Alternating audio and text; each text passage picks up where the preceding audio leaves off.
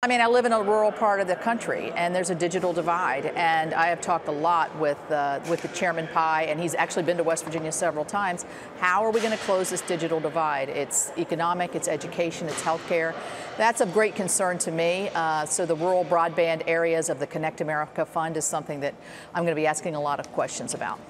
Senator, when you think about a couple of the big transactions that the FCC has been looking at or has had to look at, AT&T, of course, with Time Warner is one, but one that may affect rural areas like yours is this Sprint T-Mobile deal.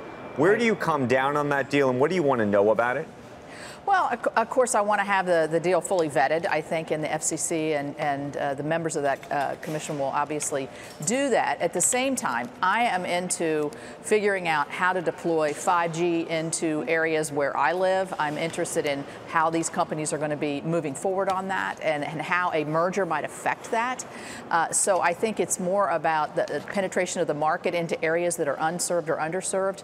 And I think T-Mobile and Sprint are a combination of the two of those could be very useful and very helpful here. So I'm looking at it positively, but I want to hear more about it. In terms, though, of what you need to do to incentivize that at the same time, in terms of that investment, in the same time that you probably want to bring prices down or at least hold them steady, what do you do about that? Well, I think it's all about broadening the market, broadening the availability, and bringing that to new and more innovative markets.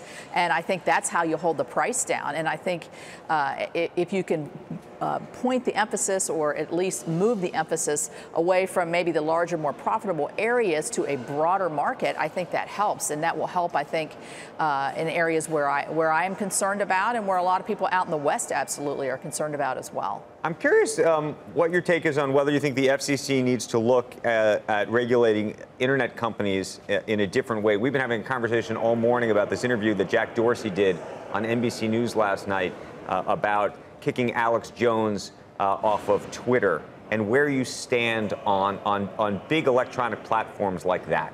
Well, I was at the hearing with Mr. Zuckerberg when he came before our committee, our very large committee. I was the 43rd questioner of 45, and I think that was basically the crux of the inquiry to him on Facebook, was where do you draw the line? How do you draw the line? How do you make these decisions? And I think we need to have these executives in front of Congress and in front of the American people to talk about how decisions are made, how they direct certain content. Do they direct content? How do they judge that content? And, you know, you saw Mr. Zuckerberg sort of dance around a little bit on those kinds of issues. I think this is a conversation that needs to be had. Do you think it's become too political, though? Meaning, the conversation we were having this morning is whether these Silicon Valley companies may, in fact, lean more Democratic than Republican, and therefore would be censoring people based on their politics. Yeah, I mean, I think that's a source of concern for me as a conservative, as a Republican. Absolutely. I mean, I think you can see that in some of the decisions that have been made previously. And so I think that good common sense judgment here is what we're looking for, and less political judgments.